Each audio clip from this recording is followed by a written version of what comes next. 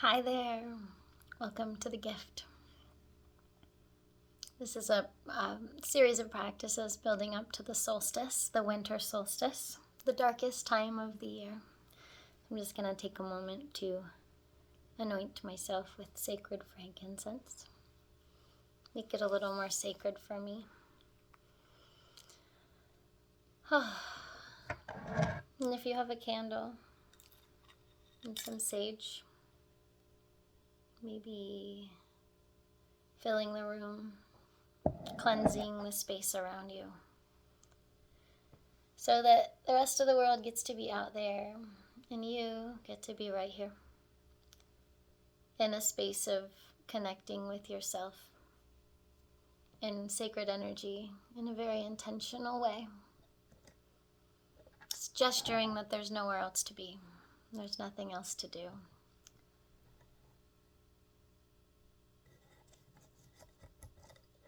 Snuffing out my sage. So this year, we're just coming out of a new moon, so building up toward the darkest time of the year. It's actually a very indrawn time to be building up. And this supports us in discovering the deepest longing of our hearts, because when the moon is new, we're more likely to want to be introspective, and we're more likely to want to be introverted. And it's interesting because we just had a potluck at our house on the day of the actual new moon, and everybody pretty much showed up with like a tiny, very easy to make dish, or chips and hummus, or chips and sauce, or something salsa-y. And I realized that I also didn't really want to make anything for that day. Like, I felt like gathering was okay, so I kept that. But I didn't want to make anything, but I knew that since I was the host, then I would. And it fascinated me so much to see that the consistency of like new moon energy had everyone show up just as they were. And I think this is a beautiful thing, especially for me, to recognize as someone who hosts. I always wondered what that was. Sometimes people would show up and everyone would have this beautiful spread of food that they'd made, and other times it's just chips. And I didn't really put it together that it could have something to do with the moon. But it makes sense because we tend to be a little bit more tired. We tend to be more ready to rest. We tend to just want to, like, if people are prone to binge watching Netflix or something, I bet it would happen more around the new moon than the full moon. But anyway, this class isn't about the moon. I digress already. Digressing into the magic. So this time of the year, the dark time of the year, how do we extract the magic from it? On purpose. Okay, so I've been playing with the solstice, the energy of the solstice. It started with the energy of New Year's Eve, before I really knew how to play with the energy of the solstice. I just would celebrate it because I'm like, why not celebrate the earth-based holidays? And then I added in some light. The solstice is actually a very powerful day to establish your intention, and like not just the intention of like, this weekend I would like to have a beautiful time and share in community, and I've got it set up like that, so I intend to open my heart to the people who are there. This is a short-term intention. So on the solstice, we dig really deep, we dive in far to uncover the big intention that we want to set for the next sun cycle. Actually, for the next 2 sun cycles. So it's a full cycle. So as the sun is growing, it ripens, and then I usually just keep that same word until it comes back into the dark. And it's fascinating because around September, I find it. And we're not going to find the word today. I guess I'm teasing you. We're going to find the word on the next practice that we do. Today, we are going to recognize this year and look back at the things that we've done. So I invite you to get a journal and a notebook or a journal and a pen, and we're just going to go through some recognition. So right now, just I want you to write down, and you know what? For kicks, I'll do it too. So while you're going to get yours, I'll get mine. I have this lovely belief system that everything I need is usually within 8 feet.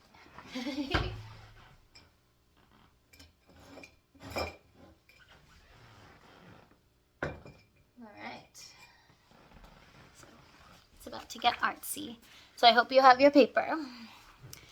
So I just want you to take some time to write down the ways that you have served this year. So you've served your family, maybe. If you're a mom, you've served your work. If you are a business person, I don't know what your services are.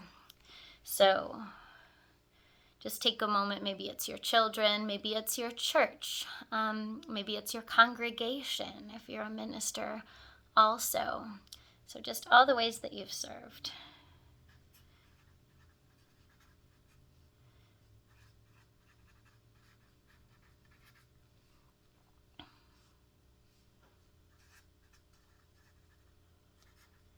My first 3 are taught, counseled, organized.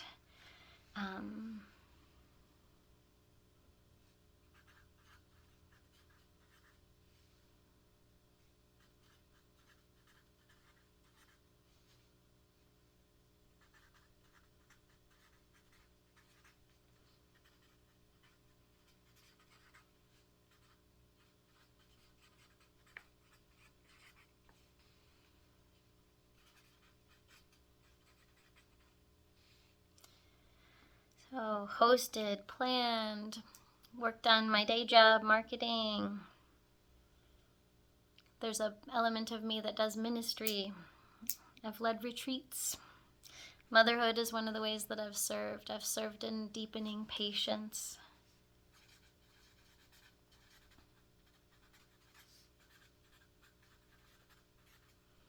So I'm just gonna, a couple other things I'd like you to jot down and leave space because we're gonna go into it a little bit more deeply. Keep in mind your titles like mother, wife, father, son, leader. Maybe you have a title at work. Maybe you're a CEO. Maybe you're a doctor. Maybe you're a lawyer. What are your titles? What titles have you lived into this year?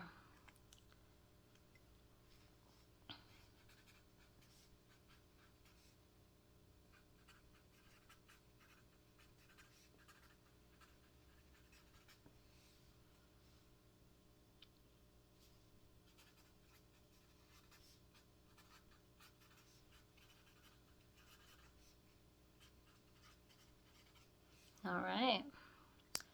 I got massage therapist, yoga teacher, interfaith minister, mother, wife, guide, coach. Yeah, there might be more. There might be more hats. I feel like this is a time in my life where there are few hats, but I guess there are a lot of hats. There are always a lot of hats. That's 7 of them right there. And then what are some milestones? So what are some classes? So I want you to think about it, and I'll go through as we go through the year to remind you to look for ways that you've served, the roles that you live through, your titles, your accomplishments, your milestones, and your classes. So if you want to jot down any accomplishments that just come to mind right away this year. And in 2023, I became an interfaith minister. In 2023, I began leading retreats. In 2023, I helped Mothers Trust build a community. Yes, these are things of mine. So let's go through the year. I want you to write down fond memories and successes as they pop up. You can have another column off to the side if something comes up that you want to recognize, whether it's positive, neutral, negative, whether it's kind of an itchy thing or it's something that you want to celebrate. We always hold space, but today we're focusing on the light part of the solstice, the celebration of light, and we want to focus on the fond. So in January, what were you doing? We have the New Year energy that begins as we transition from late December and all the holidays into the new year. How did yours start off? Do you remember if you had a resolution? You can write down any thoughts or insights. It's a very ripe time of winter. Do you remember any particular snowstorms? Any times of playing with kids? Did you step into any different types of roles?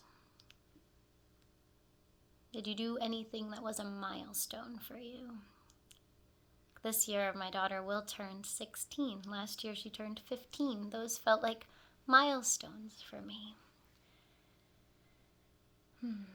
January. Jot down anything else that you are thinking from January, and we'll move on to February. February is Valentine's Day. It can be so good or so weird or so nothing to some of you. It's still the thick of the long winter. Small signs of warmth start to emerge. In February, we get Black History Month.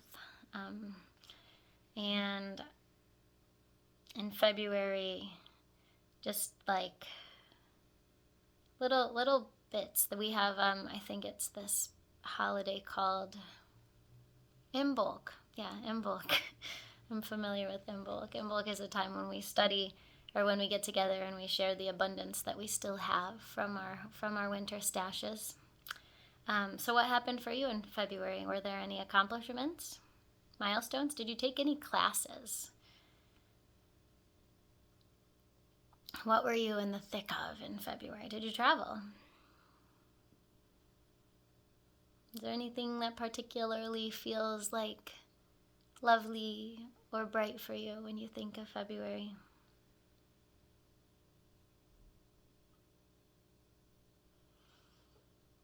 I guess, this is a way to approach this.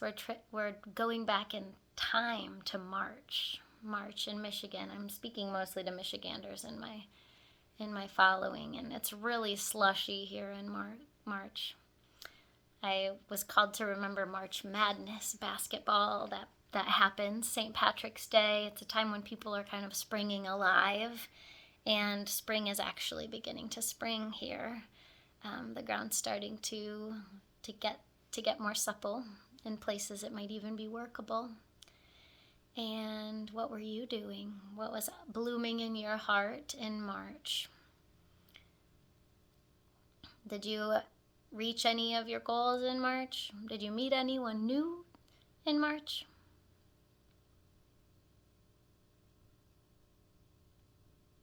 Did you serve this world in a different way back in March than you do now? Did you take any classes?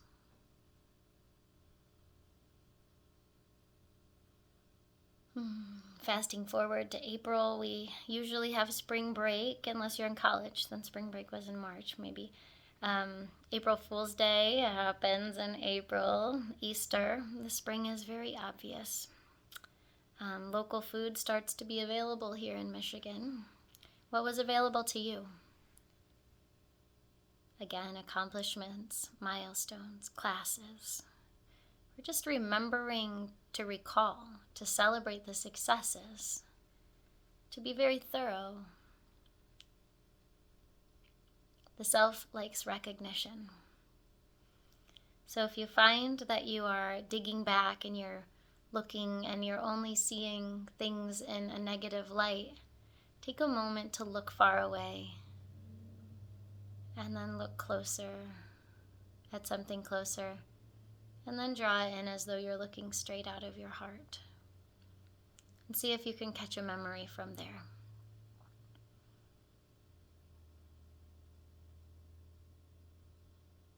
We're moving into May Day. Spring fever. The hot days begin, and in our house, music festival season starts. There are a lot of opportunities for workshops and family gatherings and such that begin in May, and they don't stop for a while. And back in May, what were you doing? Did you play in any different types of ways? How did you wake up to the budding of summer?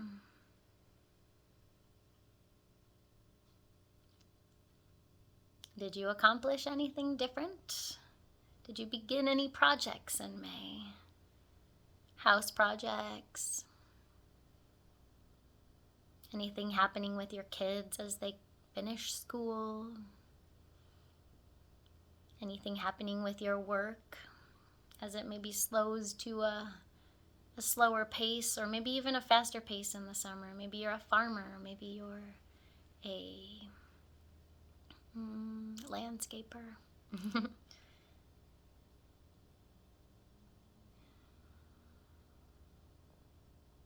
June. June is the solstice, the other solstice, the time when the sun culminates. We have our longest days, our busiest, fullest, lightest times. In Michigan, it doesn't get dark until like close to 10 at night. And usually school has started to come to a close, and the pace of life changes a whole lot. What happens for you? What happened for you this past June? Anything stand out? Anything about your life change or bloom? Note any classes, milestones, accomplishments, points of service.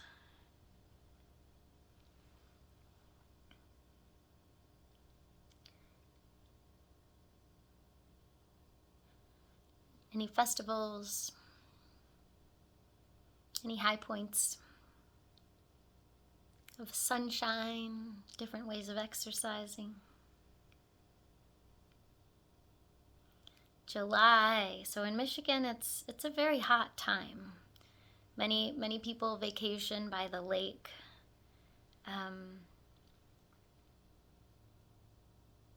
What happened for you? What happened for you in the height of summer in July? We have the 4th of July, Independence Day. What happens for you? Did you notice any accomplishments then in July? Like back, it helps sometimes if you have people in your life that had birthdays in those months to help yourself track back and look at what went down. This depth of self-reflection doesn't always happen, so take the time, stay present with this. And figuring out what you've done. It's important to figure out how you want to proceed into the future. Patterns. So August is another very hot month. August is my birthday month, so I can usually look back and catch really specific details about it because I live it very, very big. There aren't any holidays that I know of in August. But what were the roles that you lived into in late summer? Did you catch any new titles? Did your kids go to camp? Did you take a siesta away? Did you meet any milestones? Did you take a course? Learn anything new? Begin with a new group of friends?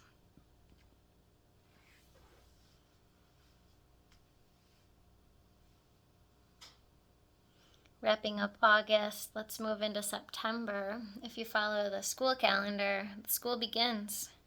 The Jewish New Year is in September, and it's often a time when people spring back into organized life. It's Virgo season, and we tend to just be a little bit more driven during September to accomplish things.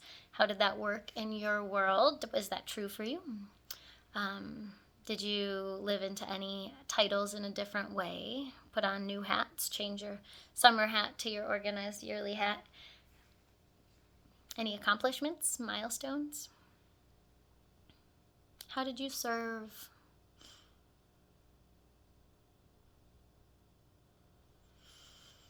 September is also when I call them the Ber months, the months that end in Ber. They start to get colder, and we can smell fall.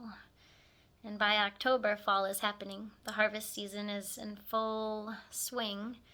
Then we have things like Halloween and Samhain that celebrate the death of things and celebrate death and the dark world in general.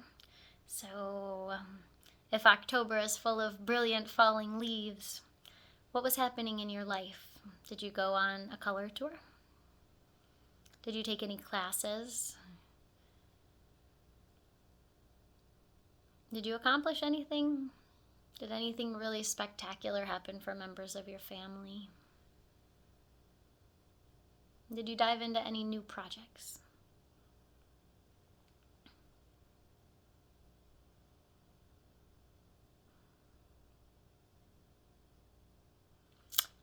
Moving into the more deep cold of November, what happened for you in November? It was so close. It was just a month away.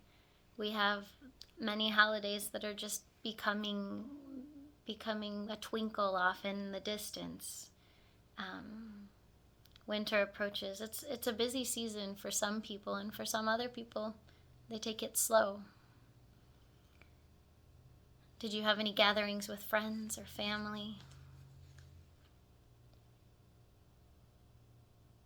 Did you take any classes? Again, were there milestones, birthdays? Any points of celebration? Anything that surprised you? Did you become more of something that you've been hoping to become? We have Thanksgiving. Did you meet with family? Did you make a meal? Did you make it no big deal? Then we have December, up until where we are right now. It's currently December 15th, 2023. What have you done up to this point?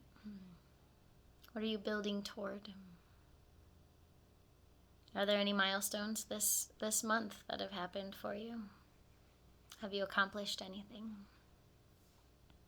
What are your roles now? What are your roles today? Yeah.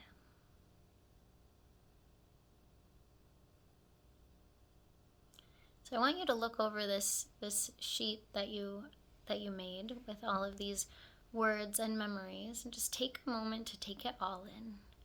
Maybe reread it. Notice if there are any patterns in there of how you are and how you celebrate your success, how you see light in the cracks already. Notice if there's a significant amount of darkness. Darkness is an opportunity to cultivate light.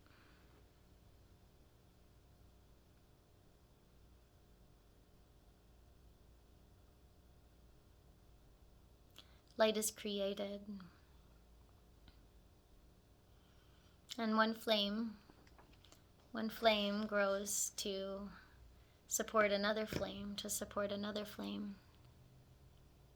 And when the flame goes out, there's just darkness. And it's okay to have the flame go out and the darkness happen.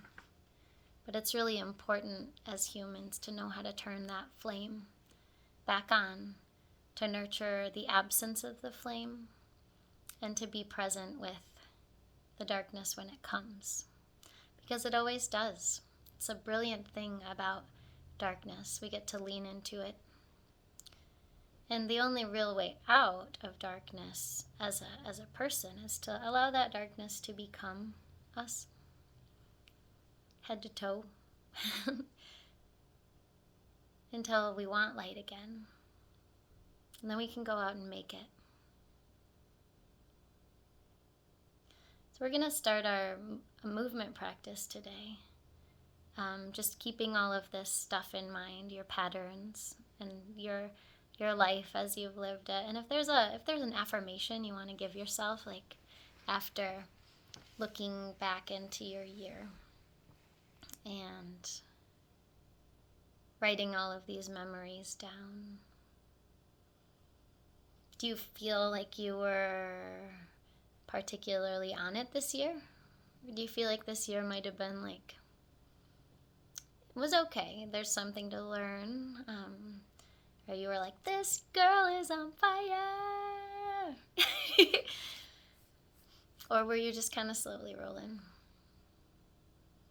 Wherever you are is exactly where you need to be.